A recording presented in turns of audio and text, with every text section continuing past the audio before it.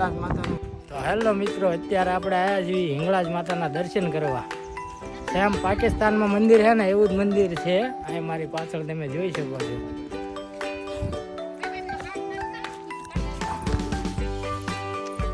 હિંગળાજ માતાનું મંદિર. તો આ હિંગળાજ માતાનું મંદિર સિંધના પાકિસ્તાનમાં નહીં પણ આપણા ગુજરાતમાં આવેલું છે. આ મંદિર ચોટીલાથી ફક્ત 8 કિલોમીટરના અંતરે કાળાસર ગામની પહાડી વચ્ચે બનાવવામાં આવેલું છે.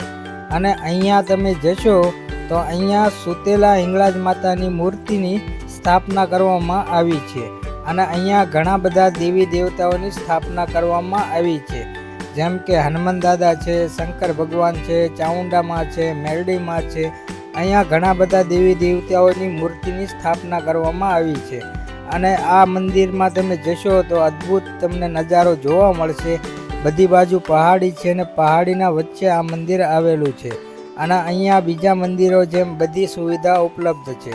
તો જો તમે ચોટીલા દર્શન કરવા જતા હોય તો આ મંદિરની બી અવશ્ય એકવાર મુલાકાત લેજો.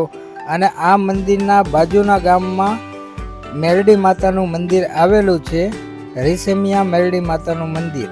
તો કમેન્ટમાં એને જય મેરડીમાં જય હિંગળાજમાં લખી નાખજો અને અવશ્ય એકવાર આ મંદિરની મુલાકાત લેજો. જય માતાજી.